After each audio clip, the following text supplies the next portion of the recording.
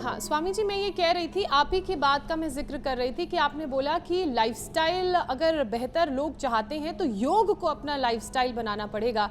ना सिर्फ बीमारियां दूर होंगी, ना सिर्फ दिल की सेहत अच्छी होगी, बल्कि जो इम्बैलेंसेस भी शरीर में हो जाते हैं उनसे भी निजात मिलेगी। स्वामी जी, एक इसी तरह का इम्बैलेंस है हार्मोनल इम्बैलेंस। हार्मोनल इम्बैलेंस कई बार हमने देखा है कि स्ट्रेस की वजह से होता है या गलत खान पान की आदतों की वजह से होता है, क्योंकि सेडेंट्री लाइफस्टाइल के चक्कर में थायराइड की परेशानी भी तेजी से बढ़ रही है। तमाम तरह की जो बीमारियां हैं वो हार्मोन के इम्बैलेंस होने की वजह से होती हैं। तो स्वामी जी, इन हार्मोनल डिजीजेस और उनसे होने वाली बीमारियों से कैसे बचा जाए? तो देखो, हार्मोनल इम्बैलेंस से बचना है तो सूर्य नमस्कार रोज 10 बार करो, 1-1 मिनट शीर्षासन सर्वांगासन कर लो।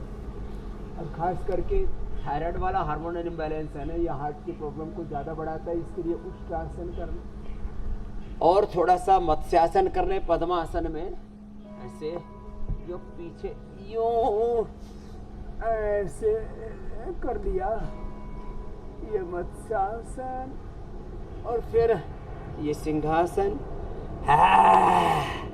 फिर ये उज्जाई सिंहासन 5 मिनट तक, उज्जाई 5 मिनट तक, और कपालभाति के साथ ये हाथ में और ये पैर में पॉइंट दबाना। लोग थोड़ा सा करते हैं, फिर कहते हैं जी लाभ ही नहीं हुआ। थोड़ा पूरा तो कर लो। अब 5 मिनट बाह्य प्राणायाम कर लो और सारे जगत को सर्वम खलु इदं ब्रह्म सियाराममय सब जग जानो वासुदेव सर्वम। लक्ष्मी नारायण का, उमा महेश्वर का, राधा कृष्ण का, सीताराम का ही साक्षात विग्रह है सारा जगत। सब वासुदेवमय है, सब ब्रह्ममय है। ब्रह्मयुगम अमृतम पुरस्तात् ब्रह्म पश्चात ब्रह्म दक्षिणतश्च उत्तरेण अधश्च ऊर्ध्वं च प्रस्थितम् ब्रह्मयुगम विश्वम इदम वरिष्ठम। ऐसे ब्रह्म भाव में प्रतिष्ठित होकर के ये प्राणायाम कर लो। ऊर्जा का ऊर्ध्व रूपांतरण, ऊर्ध्व रेता हो जाओगे, कुंडलिनी जागरण और उज्जाई।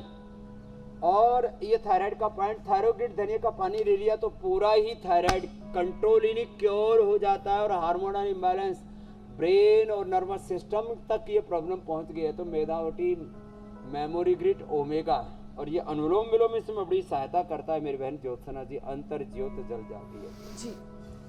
आत्मा दीपो भवा, अप दीपो भवा, आत्मा बारे द्रष्टव्य, जो विद्वता रहते श्रोतव्य मंतव्य निधिध्यासितव्य, ये सत्य आपने भीतर घटित हो जाता है।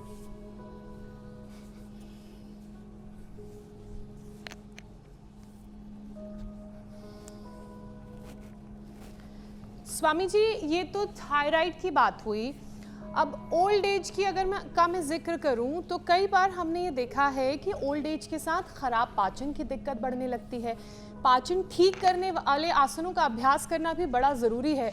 और स्वामी जी, ओल्ड एज क्या बल्कि जो युवा पीढ़ी है, जो टीन्स है, उनको भी डाइजेशन की बड़ी दिक्कत हो रही है। तो ओल्ड एज हो या मिड एज हो या युवा हो, किसी को पाचन की दिक्कत ना हो, उसके लिए अभ्यास का पूरा एक पैकेज डिटेल में करवा दीजिए कि कितनी देर करना चाहिए, कितना अभ्यास होना चाहिए।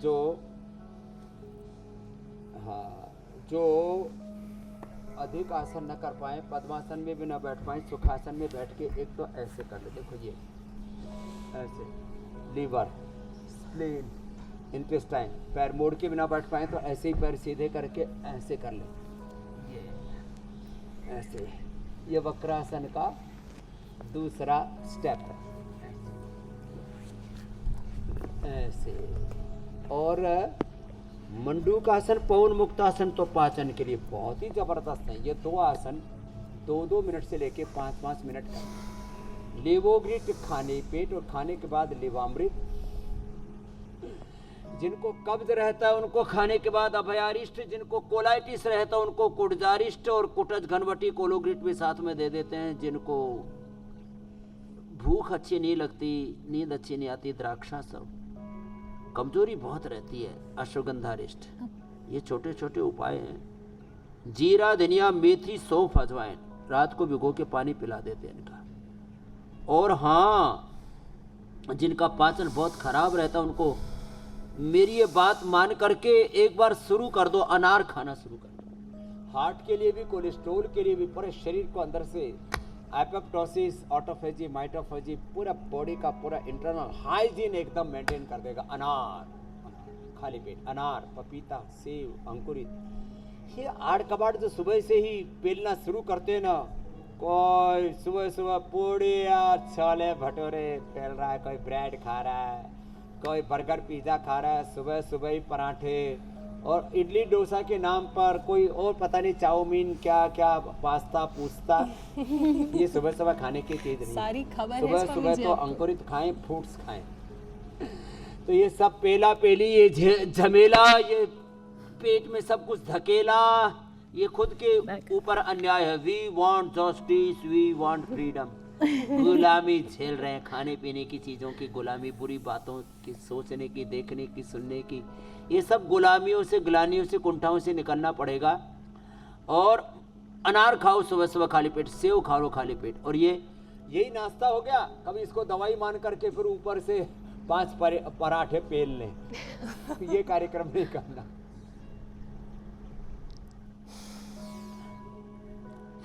अब स्वामी जी ये कार्यक्रम तो करना नहीं है, लेकिन अब दिल क्या करे। दिल की बात हो रही है और दिल ही ऐसी है कि दिल मानता ही नहीं, पराठे से कोई छोड़ता ही नहीं, छोले भटूरे से उठता ही नहीं।